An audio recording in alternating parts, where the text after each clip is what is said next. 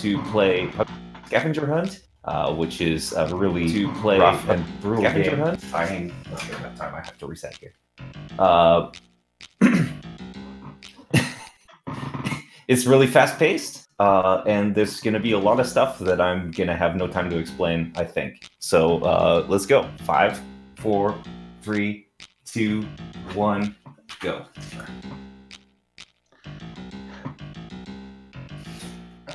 Alright, so right off the bat, I actually already saved a tiny bit of time by holding the R button, which basically, at the start, when you press the R button or the L button, it'll instantly move you a little bit left or right, and that actually can you instantly accelerate to less than full speed, but a little bit, anyways.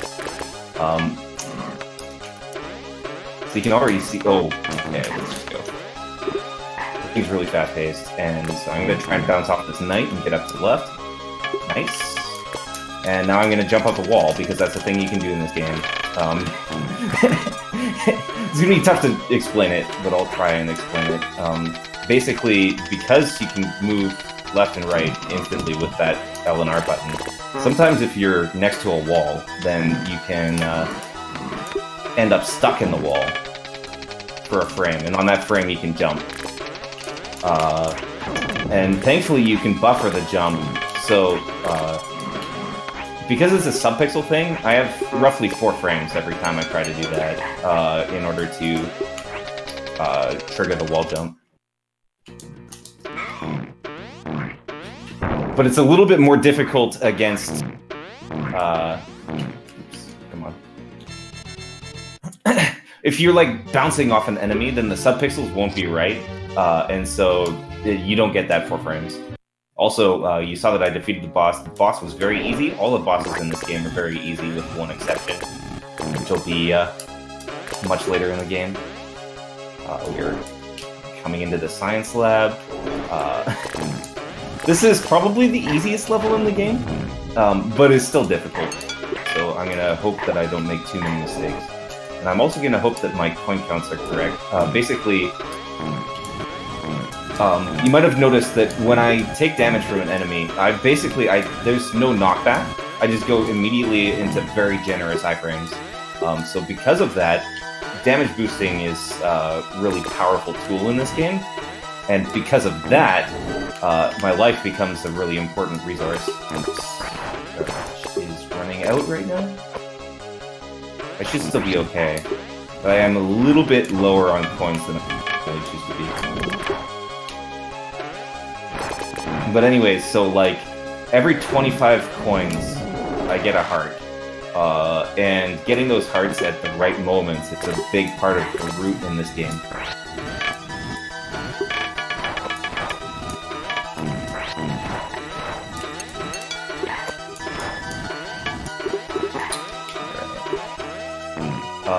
Oh, and also explaining something that happened way early in this stage. You might have saw me pass through the Tesla coil that I was like riding the elevator through, whatever. That was because like when you crouch down, your hitbox gets very low. When you jump, your hitbox gets very high. So I actually just translated my hitbox directly past the Tesla coil. Was able to jump through it. The rest is just going to be really precise platforming and more wall jumps to skip doing like puzzles and stuff. And so there I had to crouch there because if you're standing up and you try to go there, then actually a wall will come up and you'll have to solve a puzzle to get around the other way. That's another trivial boss. It's the bathroom coming up. Is an impossible stage, and there's very little in the way of healing available. So I'm gonna just hope that I do everything right.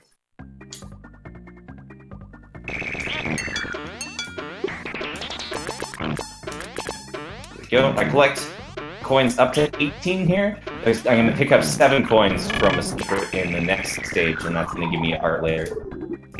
Ooh. I'm just gonna wait here. The coast is clear. Oh man, I've made a hash of this. I'm gonna be very patient here because I don't want to be down hearts.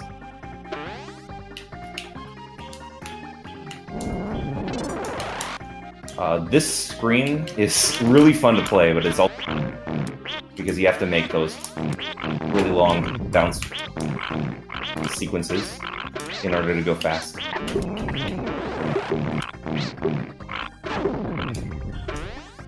And here, this is the speed of the game really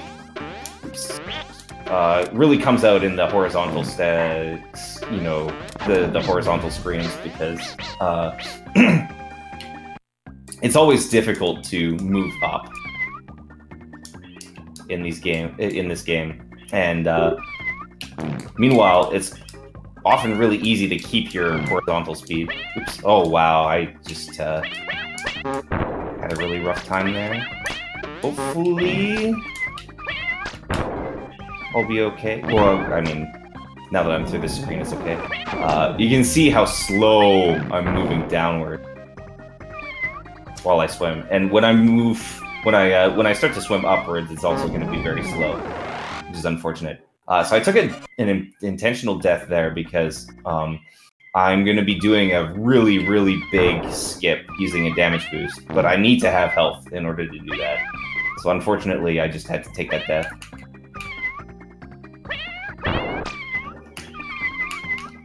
Here, I'm just like making sure that I'm not spending any time not moving downward through all that, and it saves like 20 seconds or something like that. Even taking a death is preferable to not doing it. And... Oop! I didn't wait quite long enough. Just tried to be a little bit too spicy.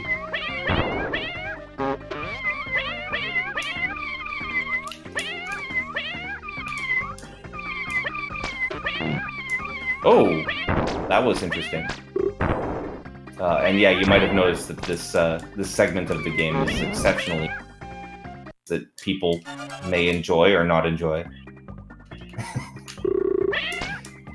I really love how goofy the sound effects are in this game. Like underwater cats, hell yeah. Fart noises and like showers of blood when you stomp on something, hell yeah. It's exactly what I'm in it for.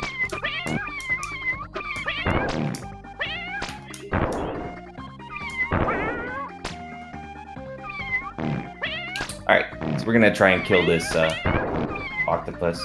quadrupus, I guess. And I'm just gonna hang out in the corner here, and that lets me get around these tentacles pits. Normally they would corral you like all the way around the stage, and you would have to basically do the fight in cycles.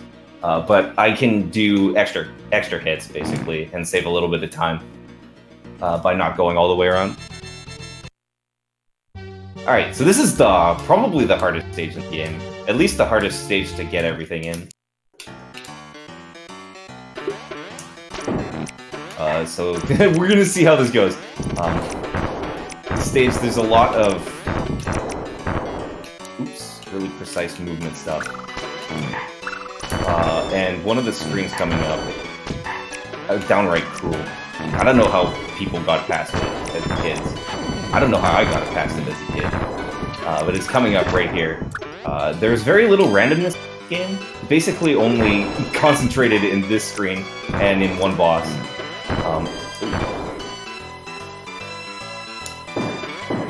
Yeah, so I just got owned and there was very little.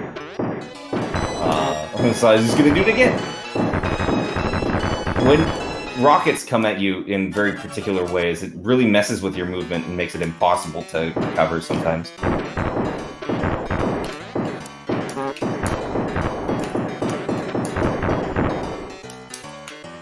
Alright. Here's another example of taking intentional damage boost. And here I'm going to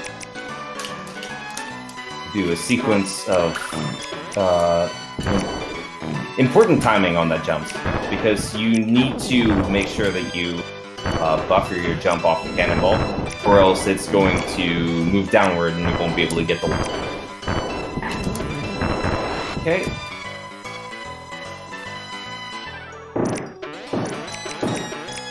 Alright, so in this screen now, I'm going to collect the coins that I was setting up for, and my hearts are going to go back to full. So that's nice.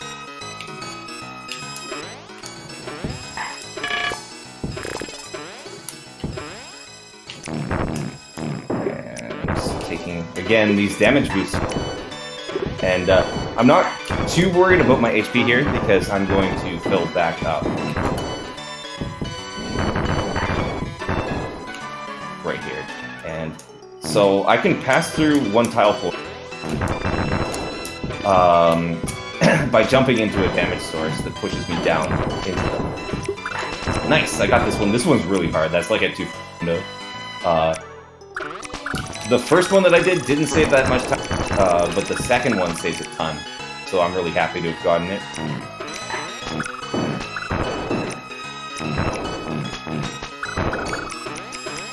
Alright, another really easy boss. Again, all the bosses in this game are really easy except for one, which is in the next stage. Okay.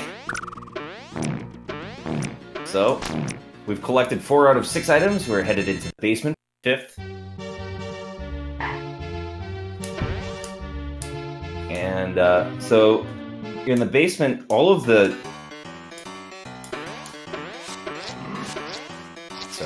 All of the screens are horizontally oriented, so the really fast movement that this game is best at really comes into the forefront. It gets its chance to shine. Didn't quite get there. You can get through that damage, but it's not a big deal, because I'm just gonna take a heart in the next screen. Oh. Yeah, that's still okay. Still on pace, as it were, for health. Okay. So you can see me, like, doing those... that's by pressing the L and R button, like I talked about before. Because it accelerates you instantaneously, then you can use it to turn around really quickly. In a game which is actually extremely slippery if you're just playing it casually. You guys should try it out sometime, I think, because the game is incredibly difficult to control. And also, you guys should try out the game because I want more game modes.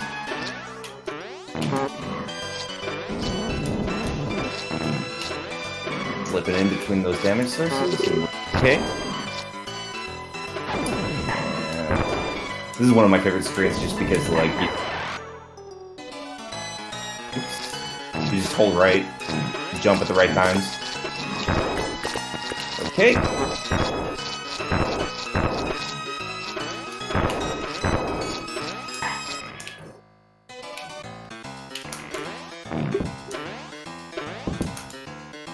Nice. Just a couple of, like, little switch puzzles or whatever that I gotta do.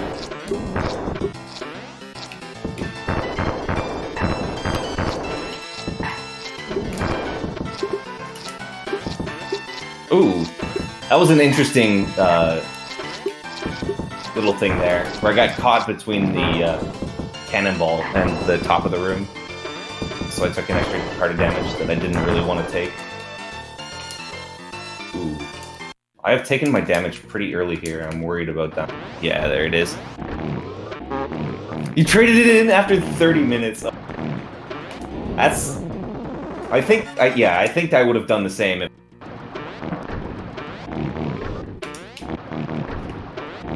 Alright, so I'm just gonna be nice and safe here.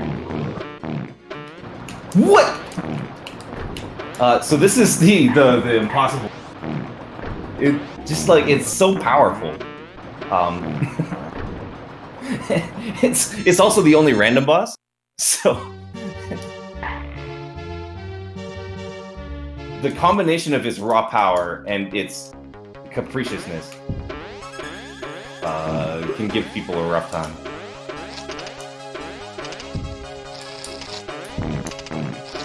Okay, so this game, like I said, is slippery. It kind of has ice physics, basically. And then this is an ice level, and the ice level has ice physics. So it's like a double layer of ice physics. while you're trying to play this game fast. But thankfully, it's not too hard to control yourself by like doing stuff like, I don't know, common platformer tricks like jumping to get a control over your speed and stuff. So there's some spikes that are drawn, but they don't actually have hitbox. But the leftmost one does, so I gotta make sure to jump over. It's kind of goofy trick though. This screen is full of... Thankfully, the solutions are always the same, so I can always just get through no problem. Here. Oops, I did not mean to take that hard, but I think it'll probably be okay. So here, I'm holding actually 3 buttons and a D-pad direction buffered at the beginning of that screen, and it starts out exactly the way I want every time. Unfortunately, I can't do that for the rest of this. And also, unfortunately, I gotta take another damage. I gotta take another suicide.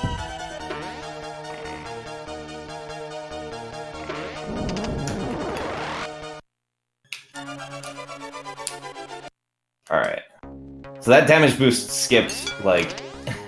I don't even know how much. It would probably take an extra 20 or 30 seconds, and it would take much longer for me because I haven't played that side of the screen in so long.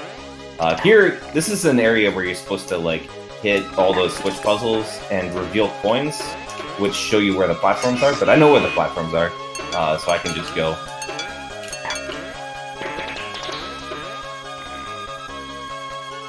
And believe it or not, we've got 1 screen and then the final boss level. So this run will be over real quick. And because I have so much HP, I can kind of ignore everything. I'm gonna take... Oh, apparently I didn't. There's a heart there. But it's the final boss, and time's gonna be when I press start afterward. Oops. That was a very bad start. I can actually get all 8 hits on that first cycle, but that's time. So that was Pugsley Scavenger Hunt. I hope you guys enjoyed. I had a lot of fun. I always have fun playing this game, even though it's a really frustrating and brutal speed game. So yeah, I guess that'll probably be all from me real quick. All right. Well, thank you very much for that run. Coming up shortly, we're going to have Momodora, Reverie Under the Moonlight. We're going to go ahead and get that set up now. But yeah, thank you again for ColonelFatso doing a run of the Addams Family Pugsley Scavenger Hunt. Alright. We'll see you guys in a few minutes.